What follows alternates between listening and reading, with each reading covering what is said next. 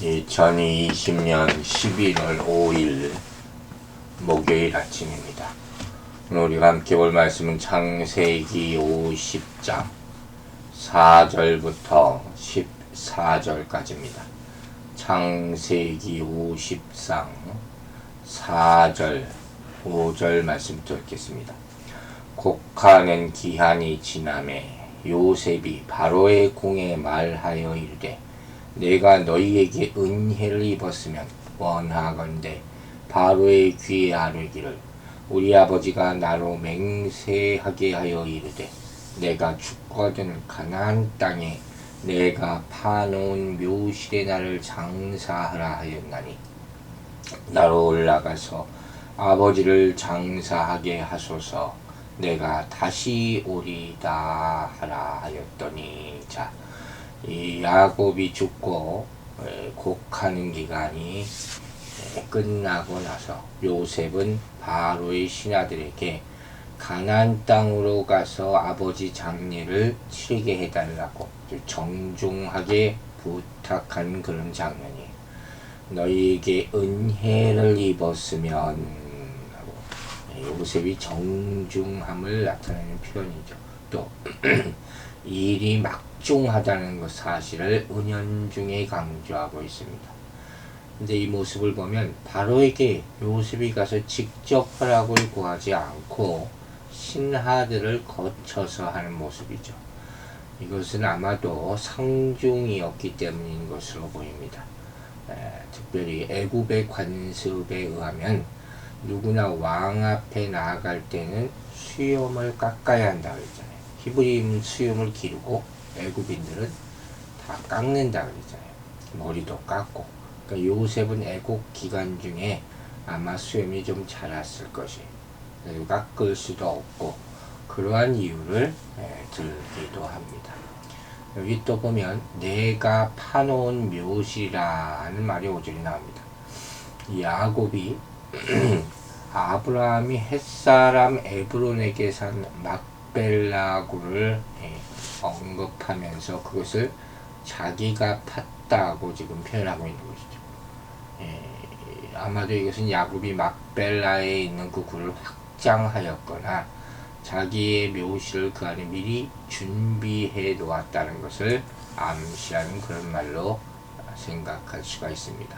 또 요셉은 애굽에 장사하지 말라 이렇게 야곱이 말했던 것은 말하지 않아요. 단지 가나안 땅에 아버지가 파놓은 묘실에 장사 지내주기를 원합니다. 이렇게만 청을 올립니다. 왜 이 요셉이 지금 애굽의 총리로서 굉장히 중요한 위치에 있지 않습니까? 그 자리를 비우지 않아야 하는데 아무래도 자리를 비우기 위해서는 왕의 특별한 승인이 필요했을 것이다 하는 사실이고 왜 애굽에 장사하면 안 되냐 그런 또 질문을 받을 수 있으니까 혹시라도 바로의 심기를 건드리지 않으려는 그런 조치로 생각해서 반드시 돌아올 것이다 이것을 약속하는 그런 장면이에요. 자, 6절 보겠습니다. 바로가 이르되 그가 내게 시킨 맹세대로 올라가서 내 아버지를 장사하라. 자, 바로의 허락이 바로 떨어집니다. 그래서 올라간다 하는 표현이 또 나오네요. 50장의 중심 표현이라고 할 수 있어요. 출애굽을 언급할 때 자주 쓰이는 표현이기도 합니다. 궁극적으로 애굽에 있는 모든 이스라엘 민족이 가나안 땅으로 올라가야 할 것을 암시하죠. 자, 여기서 이 가나안 땅이라는 것은 장차 완성될 하나님 나라의 모형이다. 이렇게 얘기할 수 있습니다. 굳이 가나안 땅에 묻히기를 원했던 것은 하나님의 약속이자 기업, 즉 새 하늘과 새 땅에서 누리는 영생을 소망했기 때문이라는 것이 천국이죠. 그것이 가나안의 상징이에요. 마찬가지로 모든 신자들은 이 땅에서 하나님의 약속이 성취되는 것을 다 보지 못합니다. 이 땅은 하나님 나라가 세워지는 곳이 아니지요. 그림자죠. 우리는 이 땅에서 늘 마지막 때를 기다리는 거예요. 그러면 소망은 어떻게 됩니까? 어떻게 소망을 유지할 수 있느냐 하는 것이에요. 우리는 성령으로 인해 미리 그 나라의 복을 맛보게 되는 것이 말씀을 통해서. 그러므로 우리는 하나님의 약속, 즉 천국 소망, 천국의 복락을 항상 생각하며 소망하며 즐거워할 수 있어야 된다. 이 신자의 이 땅에서의 삶의 목적이 되어야 되는 것이죠. 그래서 세상을 더 이상 사랑하고 소망하지 않는 것이고, 죽으면 모든 것이 끝나는 것이 아니라 천국으로 가게 되기 때문에 기뻐해야 한다는 그런 말씀이에요. 자, 7절, 8절, 9절 보겠습니다. 요셉이 자기 아버지를 장사하러 올라가니 바로의 모든 신하와 바로 궁의 원로들과 애굽 땅의 모든 원로와 요셉이 온 집과 그의 형제들과 그의 아버지의 집이 그와 함께 올라가고 그들의 어린아이들과 양떼와 소떼만 고센 땅에 남겼으며 병거와 기병이 요셉을 따라 올라가니 그때가 심히 컸더라.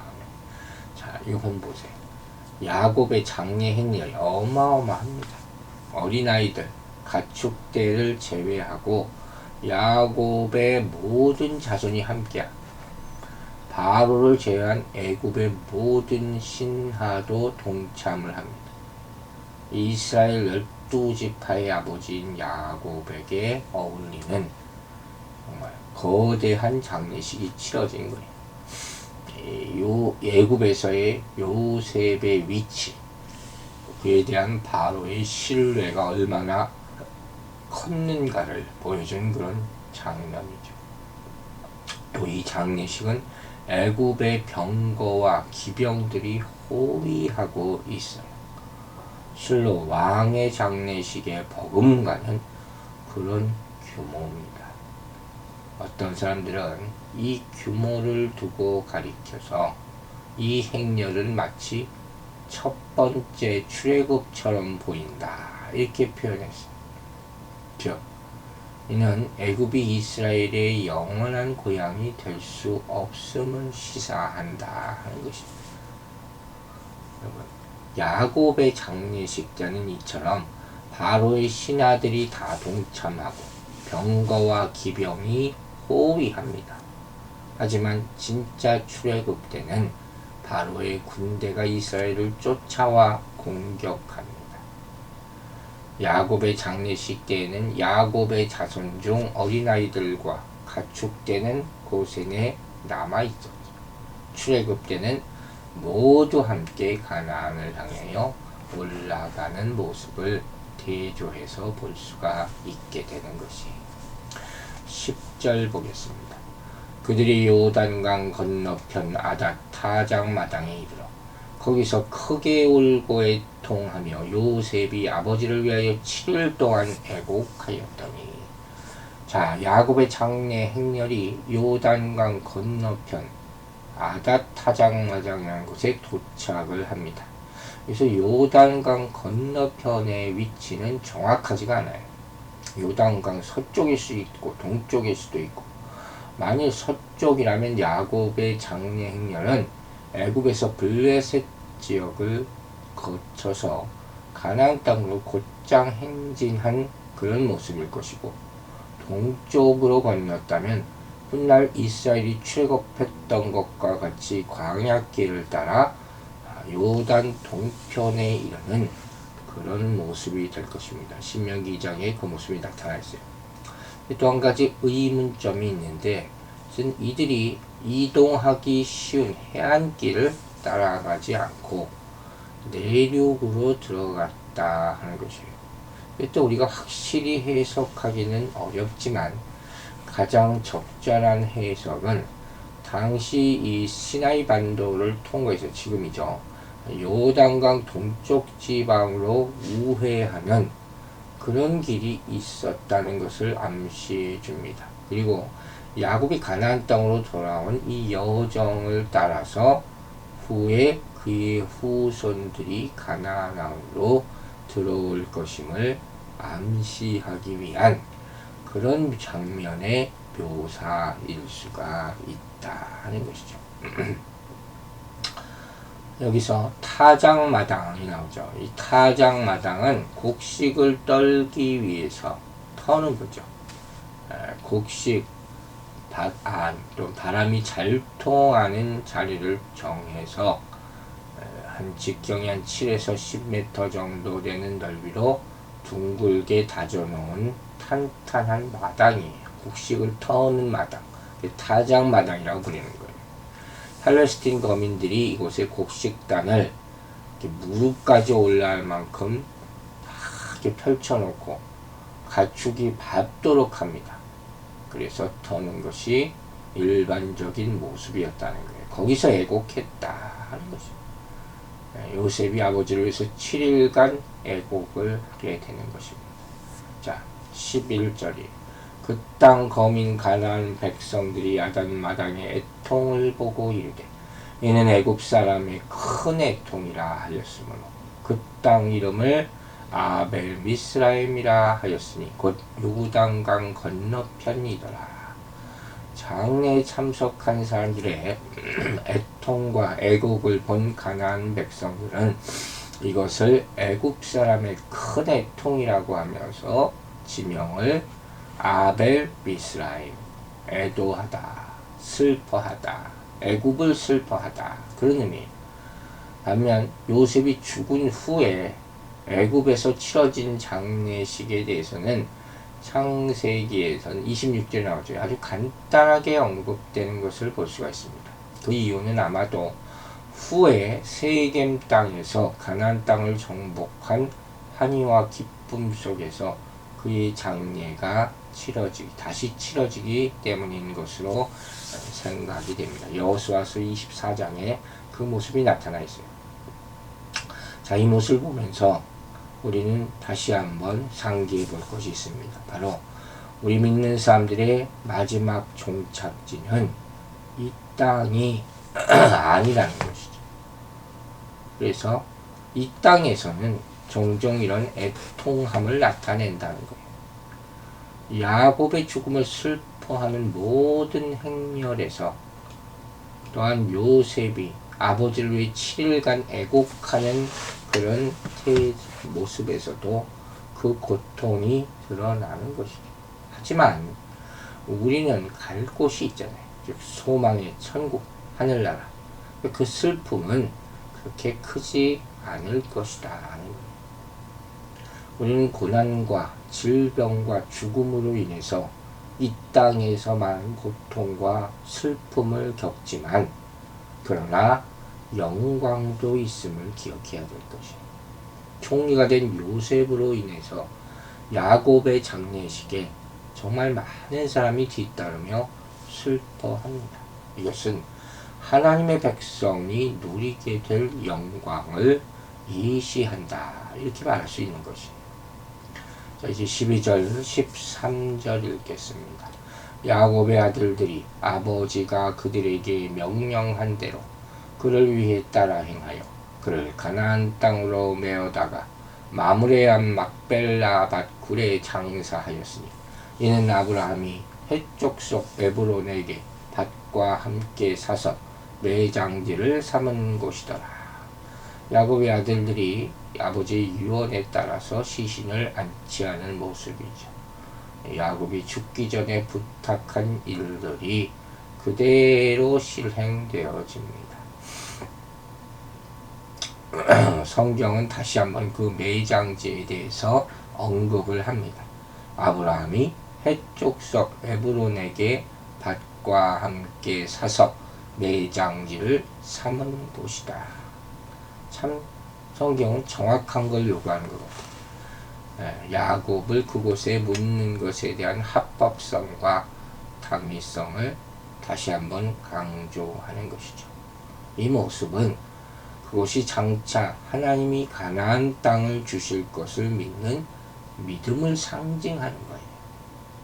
그래서 이렇게 반복적으로 언급하는 거예요. 야곱도 아브라함과 이삭의 믿음을 따라서 그곳에 묻히고, 요셉도 그것을 믿었기에 자신도 그곳에 장사 지내게 합니다.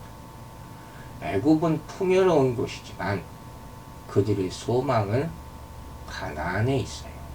즉 아브라함이 막벨라 굴을 사서 무덤으로 삼을 때 장차 하나님이 가나안 땅을 주실 것을 믿었다는 것이죠.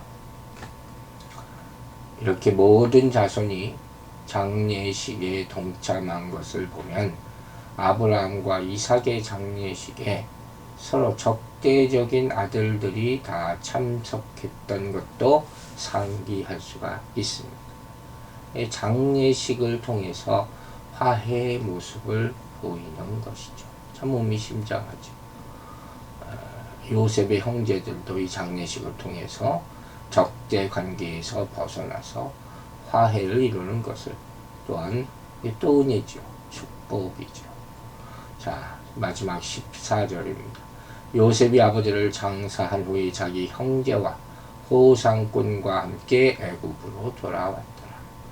요셉은 장례를 무사히 마치고 형제들과 애굽의 수행원들과 함께 애굽으로 돌아옴으로써 바로에 대한 약속을 성실하게 지키는 모습을 보여주고 있습니다. 이렇게 야곱의 성대한 장례식은 끝납니다. 하나님의 부름받는 하나님의 언약 백성 야곱, 우리도 야곱처럼 끝까지 하나님의 약속을 믿고 천국의 소망을 갖는 그런 백성으로 살아가야 할 줄로 믿습니다. 기도하겠습니다. 하나님 아버지, 우리에게 이미 주신 약속을 단 한순간도 잊지 말게 하여 주시옵소서. 우리가 하늘나라 가는 그 순간에 그 약속을 우리 자손들에게 다 남기고 지킬 수 있게 하여 주시옵소서. 그리하여 이 땅에 살아가는 동안에 우리가 감내해야 될 모든 아픔과 슬픔과 또 이별과 죽음, 이런 모든 것들이 천국에서는 다 잊혀질 것이 될 것 믿고 이 땅에서 천국을 소망하며 살아가는 믿음의 사람들이 되게 하여 주시옵소서. 감사드리며 예수 그리스도의 이름으로 기도했습니다. 아멘.